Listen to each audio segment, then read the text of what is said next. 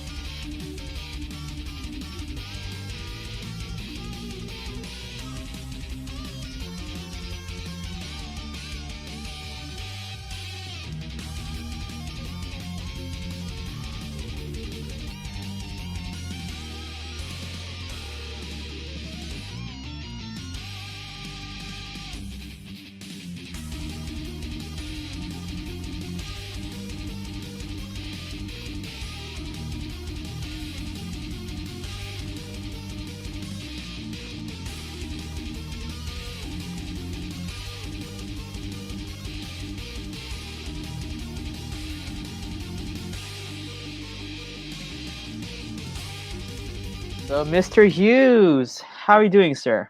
I'm really good. Is it good evening to you? Good evening. It's 6 p.m. here. Yeah. In LA. Yes. So how's the weather there in New Zealand? We're just sort of heading into our winter, but Auckland's. I mean, it's not as mild as LA, but the difference between winter and summer is not too much. So it's just sort of getting a bit damper. Auckland's a bit like sort of San Francisco. It sort of gets damp and cold. And then summer comes along. So yeah, the leaves are falling off the trees, darker at night, time to put the fire on. So, but we get these sort of beautiful summer days. So yeah. Awesome. We're just changing. Welcome to another special interview of the Morphin Network. We have veteran Power Ranger voice actor Ian Hughs. Hello, Mr. Hughes. You guys who don't know what he voiced characters such as Bad Rat over here, and yes. He voiced Slogger, yeah, Hack Track, and Speedrun. There you go, guys. There you go. So you want to search Ranger Wiki? That's what he looks like.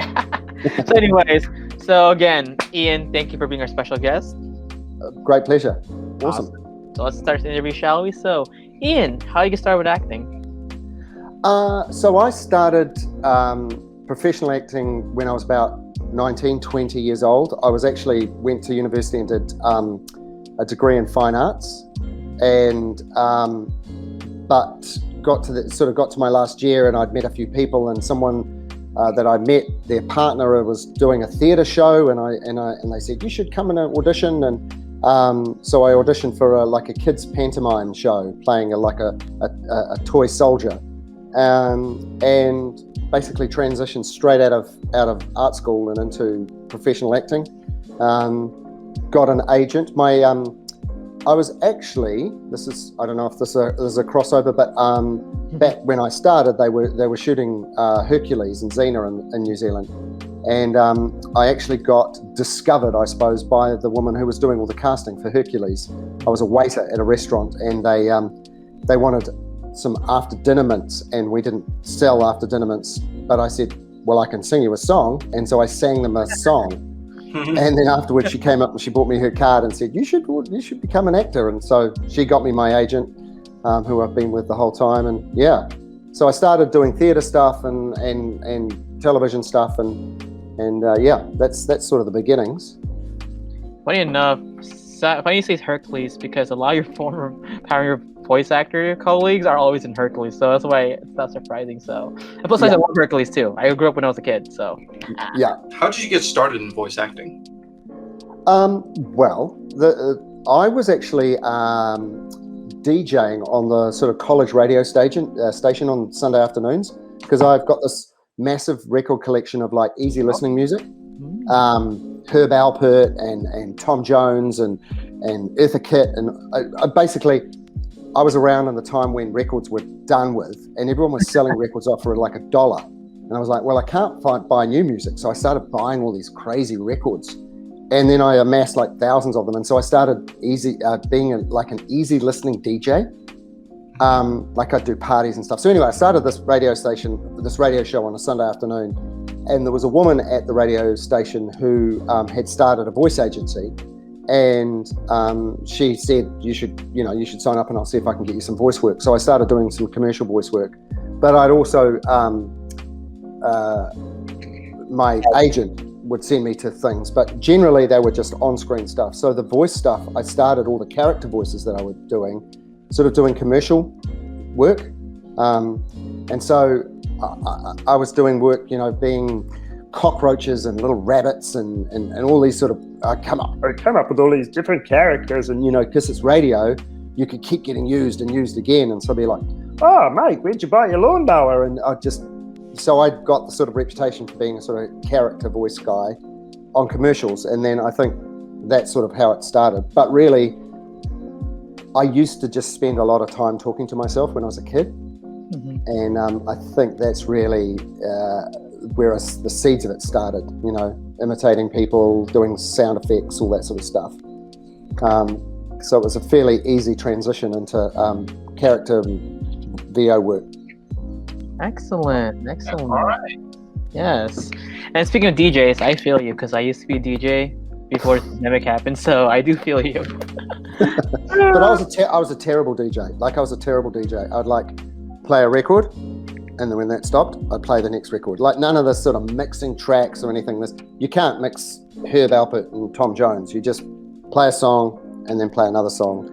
And I actually had a gig once where I had to DJ before a big comedy gala. So there was like 2,000 people in this theatre, and I'm standing on the stage with two turntables playing tracks like this.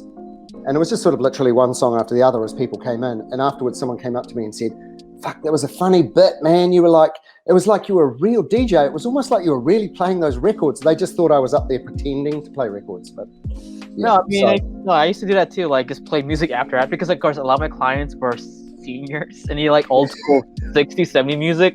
Like, yeah, they're like, we don't want anything these techno stuff. We want something old school, like Bee Gees, Beatles, Michael Jackson. Yeah. So I'm like, okay, Selena, like, and they all loved it. So that was fun. Yeah. Now, speaking of a show called Power Rangers, Ian, how did you get started working for Power Rangers? I can't remember. I think my first Power Rangers gig was actually on screen, because I auditioned for a number of different parts. Mm-hmm. And I played a character called Perry in, you'll probably know the series. Was it The Steel? Ninja Steel? Yes, yeah. It was Ninja Steel. I think it was Ninja Steel. Yeah, so like this nerdy mechanic guy called Perry. Oh, I think that was you? Oh, shoot.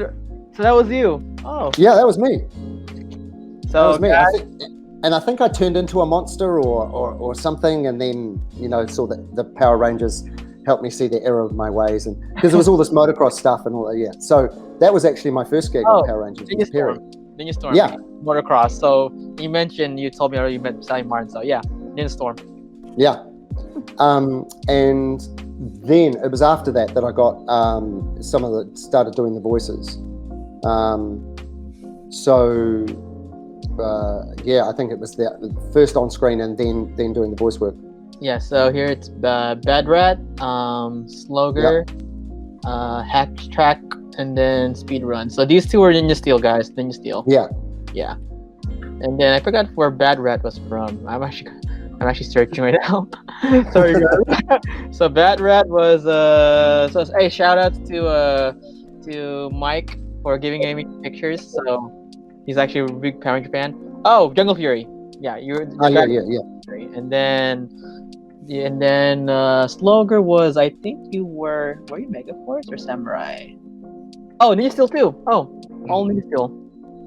Oh, you're in 3 monsters in one season. Yeah, I had a really good run. You know, because you audition a lot, and you know, you land some, you don't land some. It all depends. But yeah. So how do you find the voice of all the monster characters that you played in Power Rangers? Yeah, well, so you have to do an audition process, and they send you the scripts ahead of time. You tend to get a little video clip or some images of the monster, and they sort of say, come with 1 or 2 ideas, not tons and tons. And so you turn up and you do an audition and have a little play around. And Jim, who runs all of the recordings and everything, he says, try this and move it maybe this way. And so it's sort of an organic process. You just sort of play around at home with the voice and the script, and you sort of think about the monster description, and just try and find something that you can hang on to. That's one of the interesting things. Is sort of sometimes you find a voice and you go, oh, that's great. And then it drifts away, and you go, "Oh, what was that voice again?" And then he ends up blending into this other voice, and you go, "Oh," I think by the time I did the last audition, I remembered when I was at home practicing to actually record myself, because I would, and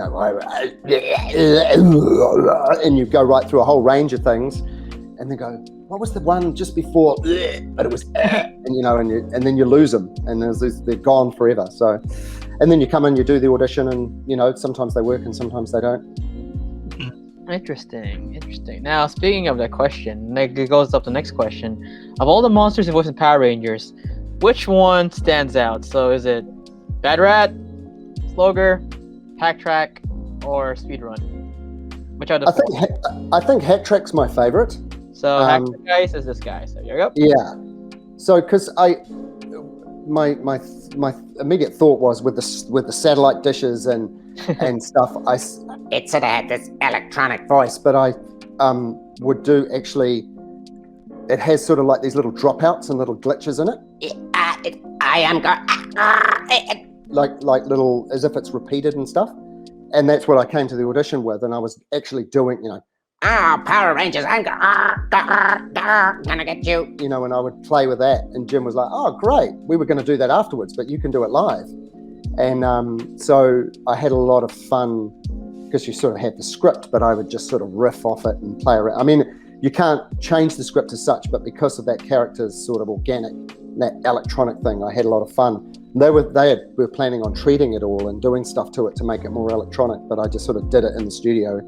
And I liked Hack Track. Okay. So Hack and Track. And he was sort of naughtier than the others. The others were a bit sort of dumb and thick and like smashing things, whereas Hack Track had a plan. Of course it failed. Yeah, but I remember your episode. You actually did almost win, kind of. Yeah. And you did. Well, he had a little. Didn't he have a little? There was another episode where he came back and had a little piece in it. I can't remember. Yep, you did come back. So that was a Super Ninja deal. So. Yeah. Your season was most famous for resurrecting monsters, so that's why I'm used to. I'm serious. You that season and Dino Charge too. So. Yeah. So it actually goes to the next question. Clement? Oh, so my next question is, how did you get into television directing? Well, interestingly enough, I've been acting for a while. I was actually running my own voiceover agency, and which was quite hard work, and I was sort of responsible for trying to find work for a lot of actors. And I sort of just went, I can't do this anymore. And so I sold my agency, and I sort of took a year off and did spent some time working on my house and doing some building. And then I was like, okay, what do I do next? And I've done a little bit of directing, but decided I wanted to give it a go. And there's a show, a daily soap here in New Zealand called Shortland Street, which lots of people who you've talked to have probably done stuff on, and Sally Martin's core cast on it. So, and it's been running for nearly 30 years now. So I actually knew the producer of the show at the time, which was Simon Bennett, who's now producing the shooting down here of Power Rangers. Yep. And so I emailed him and I said, look, how do I put my hand up and say I'd like to learn how to do the show and direct the show? And he said, well, actually, we're looking for directors right at the moment, so it's perfect timing.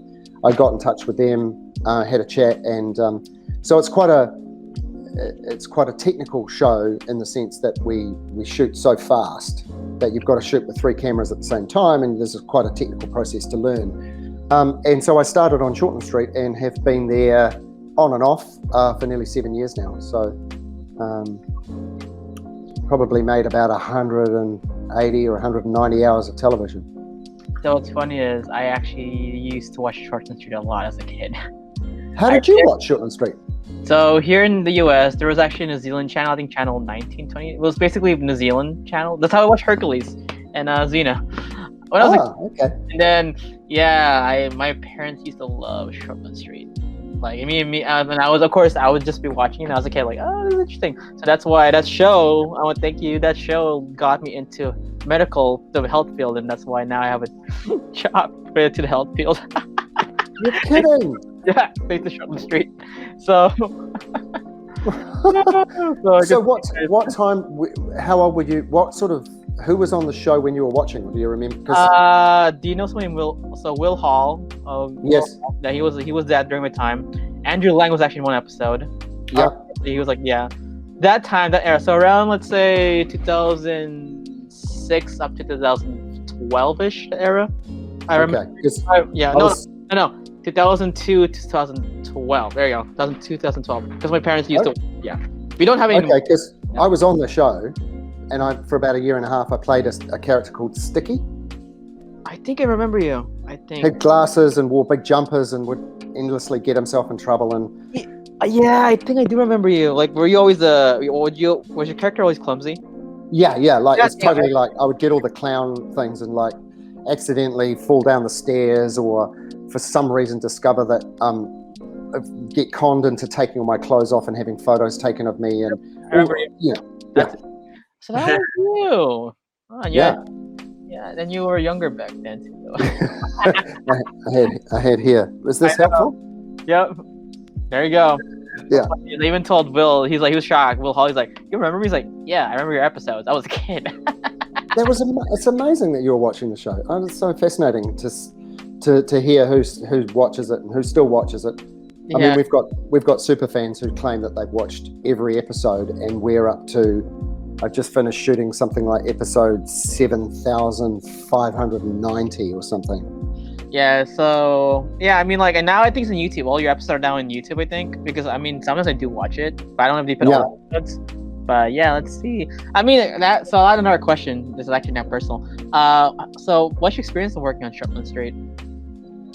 As an actor or as a director? Both. I mean, it's so fast. It's one of the fastest television shows in the world.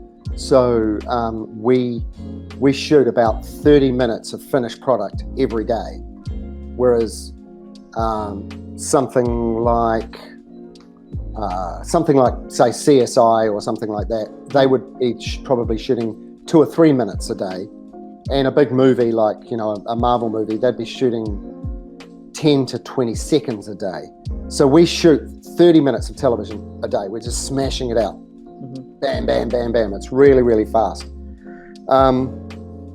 Which is really tough on some people. Like, it's really hard, but it's also incredibly, in a funny way, it's really actor friendly, because you don't spend a lot of time sitting around waiting for the lighting guys to muck about, and you're just doing it. Sometimes some of the actors have got like 15 scenes in a row in one set. They start at 7:45 in the morning and they'll go to 2 in the afternoon. They almost never leave set. They just scene, lines, pages of dialogue. And so it really is, but you get to do everything. We do comedy, drama, accidents, car crashes, fights, explosions, people falling in love, sex scenes. It's sort of every genre under the sun. I mean, I've just finished an episode with a giant drag queen party, and probably shouldn't have said that out loud.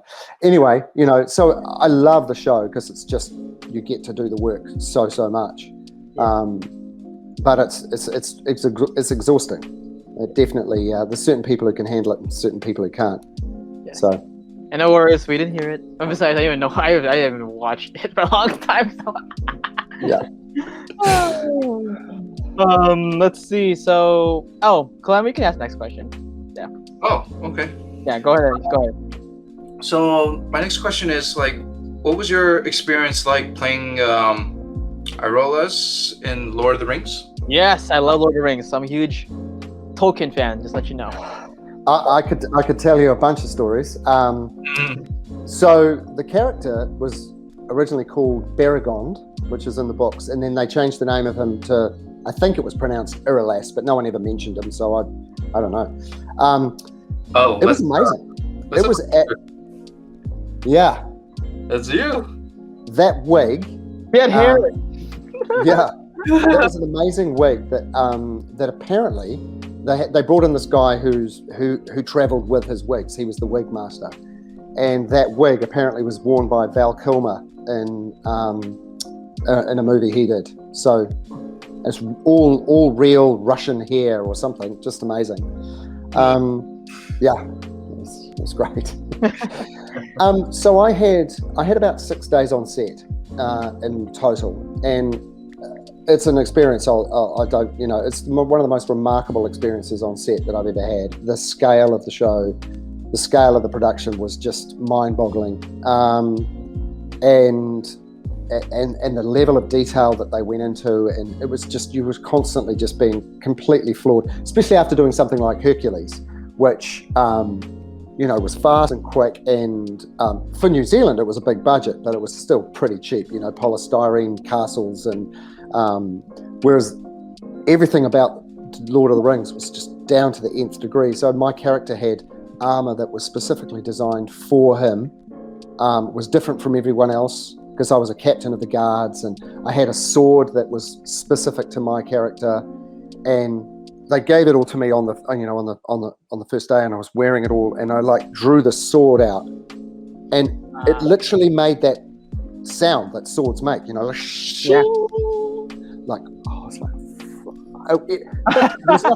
nothing in the script saying that he draws a sword or anything, but Peter Jackson was like, just in case I changed my mind, just in case, everything had to be done to the complete detail. So it was just remarkable. But have you guys seen, there's a show that is a British show called Extras with Ricky Gervais? Ricky Gervais, I watched 3 episodes. Yeah. So there's a really famous scene where he's hanging out with Sir Ian McKellen, doing this play, and Sir Ian McKellen is teaching Ricky Gervais's character how to act, and it's just, people who are watching should check it out because it's really funny. And it's basically Ricky Gervais is sitting there, and Sir Ian McKellen's like, "So, do you want to know how I know how to act so well? I pretend. So, Sir Ian McKellen, I pretend to be a wizard. So, Sir Ian, action. Gandalf, cut. Sir Ian. You see?" And Ricky Gervais is like, "Oh my God, this is just terrible." But that's literally what happened. So I was in a scene in the 3rd movie where in Minas Tirith, all of the orcs are attacking, and it's looking really bad, and the castle's falling down, and the guy who's in charge, I've forgotten his name, has gone crazy because his son's been killed, or he thinks he has, and he's like, "Run for your lives!" And Gandalf strides up to the parapets on Minas Tirith, and then everyone right down through the castle's all freaking out and going, "We gotta run," and he goes, "Hold your posts," like this, and everyone goes, "Fuck," and then they start fighting again. So we were shooting that scene, and it was like this just this big empty car park in the sort of industrial back block with big green screens going right around it. And all of these extras way off in the distance, basically anyone in Wellington who had long hair, so basically every mechanic, heavy metaler, car upholsterer, they all had jobs as extras. So there's all these guys way off in the distance with all their, all in their uniform, and we're going to shoot that moment, And so Peter Jackson's chatting away to Sir Ian, and he's going, "Oh yes, Peter, I understand." Oh, no. And he's a bit of a smoker, and he stubs out a cigarette, and he sort of wanders over to his mark and stands with, "About here, Peter, about here, yes, okay." And then they go, "Action!" And he goes, "Hold your post!" And this voice comes out of his body like I've never experienced before. And people 30 meters away sort of go, like that. It was just the most incredible thing. Then he goes, "Is that all right, Peter? Was that good, or do you want me to do it again?" So it was literally like that scene from Extras. He was like, just turned it on and off. Anyway, I had so much fun. Hearing those stories, as again, I'm a huge Tolkien fan. I'm like, my God. Thank you for sharing that story. So for people here for Lord of the Rings fans, this is a treat. All right, this is a treat. Oh, it was such a wonderful experience, and the only thing that was funny was I did that, and then I got my part on Shortland Street. So the premiere of the third movie was happening in Wellington, and I had just started on the show, but I hadn't got on screen yet. So because there's about an 8-week lag between filming and being on screen.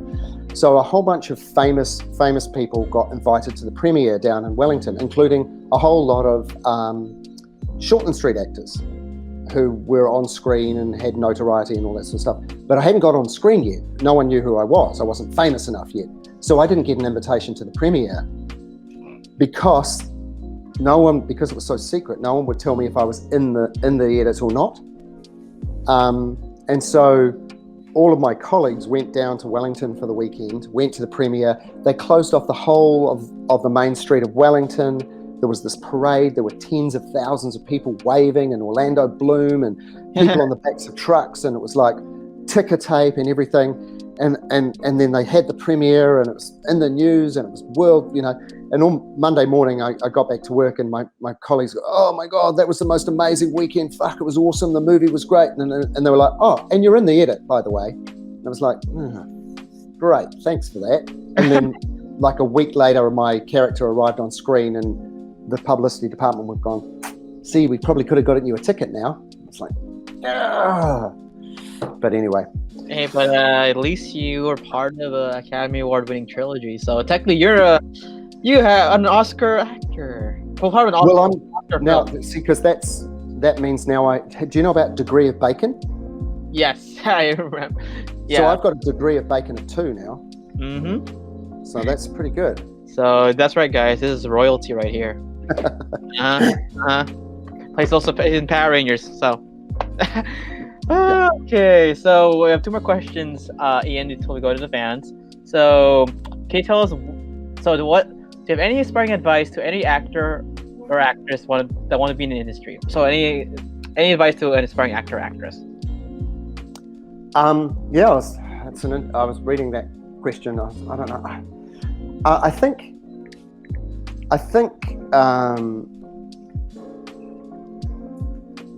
There's two things. You always get these moments, I think, and I've had them where you go, "That's it. I'm never going to get a break. I'm never going to get in a part," and you want to give up. My advice is to, when that moment comes, definitely count to 10. Give your go. I'm gonna give up acting. That's it. I'm done. It's just like, just wait. It seems like every time I've got to that point where it's like, no, I'm never going to move on. I'm never going to get something. Something turns up within about 3 weeks. It's sort of weird. So just be patient. That being said, you can't wait. You've got to be doing things. You've got to be getting involved in productions and short films and saying yes to stuff and wandering around. Every time you get in the car, practice your voice, practice your accents. Just play all the time, so that, and this sort of leads to my second piece of advice, is you really get to know yourself. You really get to know what your body can do, what your essential energy is. Some people are sort of cruisy, and some people have got this sort of manic energy and whatever. It's like, know yourself, and then you can, when a part comes along, you go, okay, I need to control that part of me, or this part's going to, I just need to unlock that part of me and go for it. Because I think a lot of actors, they sometimes as a director, I'm saying, oh, you've got this sort of energy and that sort of energy. And they're like, oh, do I really? I think the more you know yourself, then the more useful you can be to a production, because you can go, yes, I know what I can do. And then finally, it's just like, once you're on something, get involved. Like, see yourself as part of the creative process. Don't wait. If you've got an idea, go for it. Trust your guts. I've a million times on set, I've improvised another line, or I've changed something slightly. And if it's not what they want, they can say, cut, let's shoot it again. But if it is what they want, or if it gives the director or the rest of the other person you're working with an inspiration, you end up with these magical moments that you never would have had if you just, I better not, what if I don't? Just like, go for it. Once you're on set, you're there, just go for it and have fun. And be part of that creative process. Okay? Great advice, guys. So listen to Ian and almost all the voice actors we had. Almost the guests we had. These are great advice, guys. So Any upcoming projects that you could tell your fans about? with NDAs, of course. If there's NDAs. So, hi, guys. Yeah, I mean, I'm pretty rock solid at the moment doing Shortland Street, churning that out. That being said, I've been trying to write some stuff. I've got, oh look, here we go. There's a film script. Oh.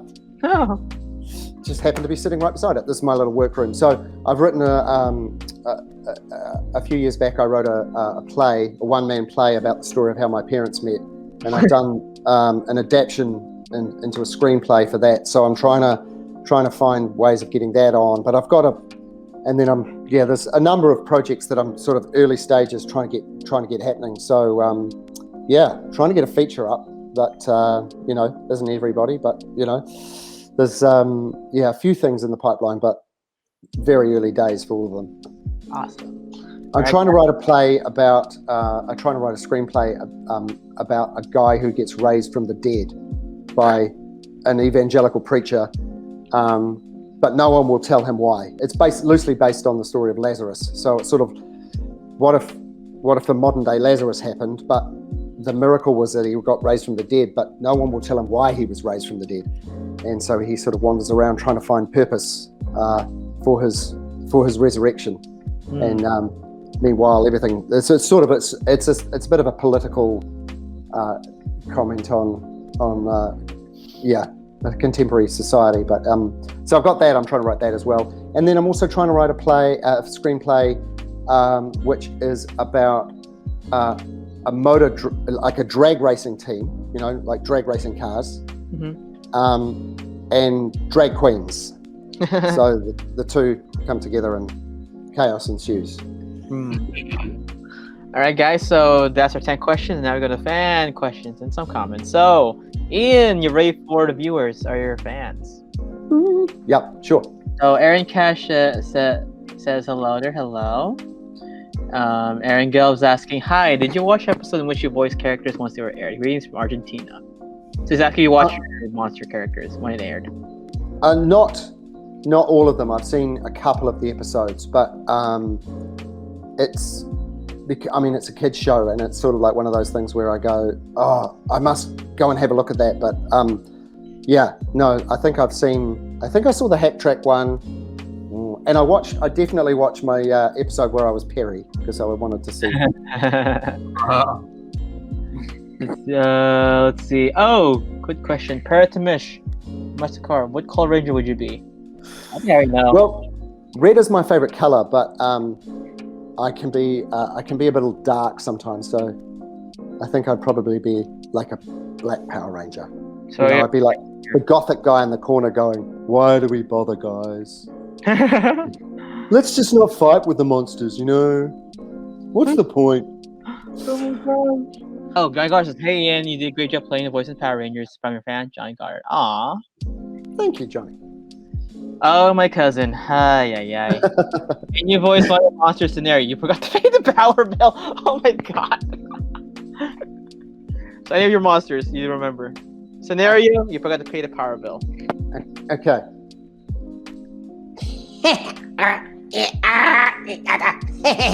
Now I will defeat the... What? Why did the lights go out? What?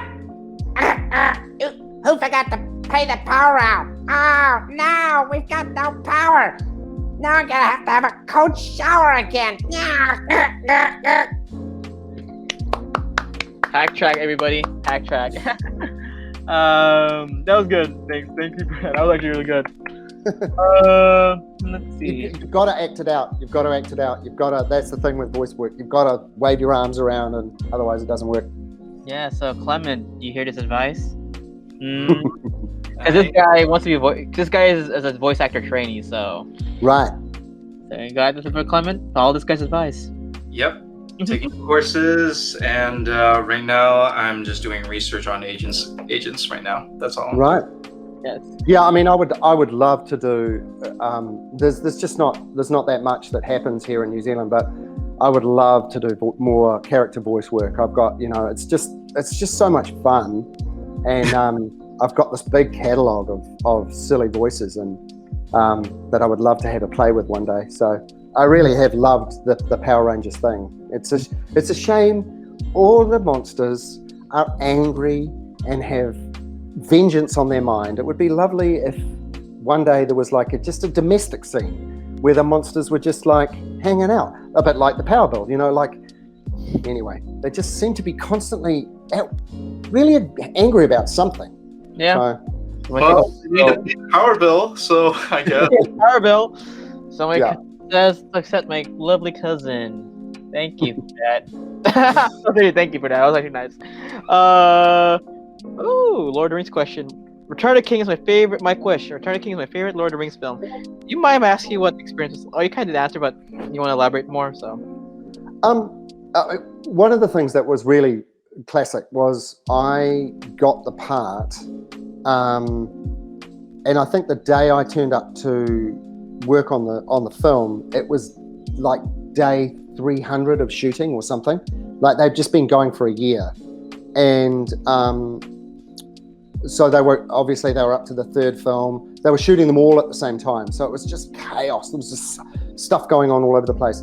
And I got greeted by the casting director down in Wellington and was given my sides for the day, which is the scenes that you're going to shoot and the call sheet and what was going to happen for the day. And I remember her saying to me, look, these are the sides for the day, but the thing you've got to remember is this isn't really what we're going to do today. This is like a serving suggestion, but it might change completely because Peter Jackson just changes his mind.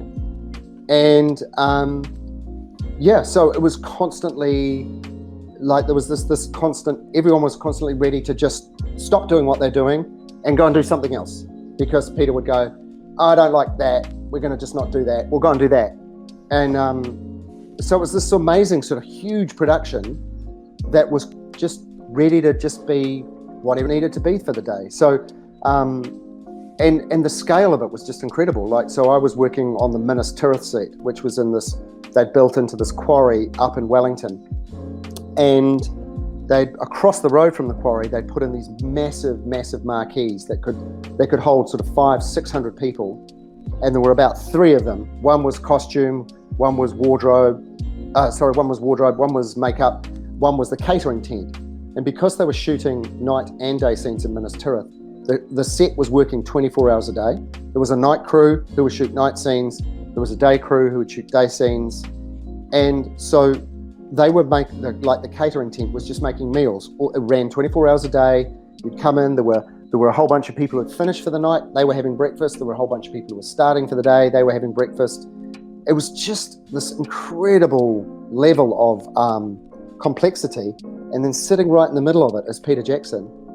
And he would, we were shooting with 3 different cameras or sometimes 4, and he'd have all his monitors around and he'd look at the shots and talk to the DOP and go, this is what we're going to do. And then while they were setting up, he would switch to another set, which was in a different part of Wellington, where one of his second unit directors was working on. And he'd go, so show me what your shots are. And he'd go, bop, bop, bop. And he goes, oh, move that guy. And he'd be on the phone, move that guy on the left to a little bit, blah, blah, blah. Oh, anyway, got to go. We're ready to shoot. So he was running 6, 9 cameras over 3 sets simultaneously. It was just remarkable. It was the most hilarious thing. The other thing that was quite funny as well is he often broke the golden rule of directing, which is never give people line reads. You've got to encourage them to find their own way. But I was doing a scene where it was me and Sir McKellen and David Wenham in this big courtyard area, and so we arranged all the shots, and then he would go over to Ian McKellen and he'd go, no, you've got to say ba ba ba ba ba ba ba ba ba ba ba ba. And I'd be just like, oh my God, he's giving Sir Ian McKellen line reads. You can't do that, can you? I mean, me, fine, tell me what to do. I'll do whatever I'm told. But so he would just, every detail he was across. It was just the most remarkable thing. But going back to the first story about how loose it was, we were shooting the scene where we bring the dead body up to the top of the castle, and the sheriff is like, oh, my son, and gets thrown off, and he thinks his son is dead, and Gandalf whacks him in the head and all this sort of stuff. So we were doing a part of that scene, and we were bringing this guy in, do it a number of times, number of different angles, and we broke for lunch. And then we came back and started shooting again, and we were shooting the coverage between me and Sir Ian McKellen, and we were chatting away, and we were doing the coverage again, and I would do my line, and he would do his line, and I would do my line, and then he would do his line, and Sir Ian McKellen's giving me the look like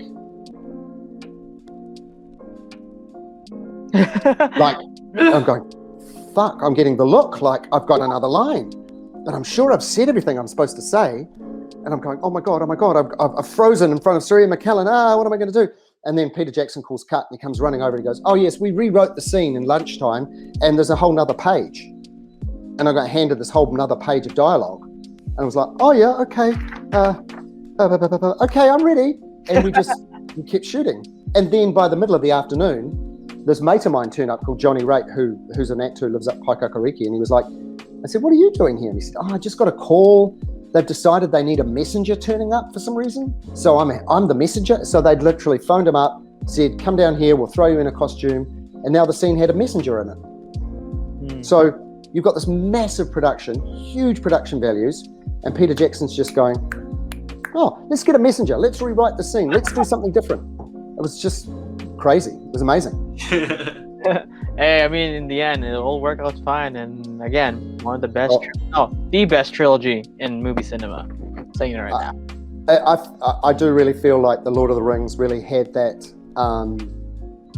that energy, because it is so complicated and so big, but it had that sort of energy, of that spontaneity, and that because it was constantly sort of, and they were still shooting on film, and it just had that sparkle. Whereas I feel like The Hobbit maybe got a little bit over thought and over processed and over CGI'd and overworked. I don't know. Yeah. I mean, I do like The Hobbit too, but nothing beats the magic of the original Lord of the Rings trilogy.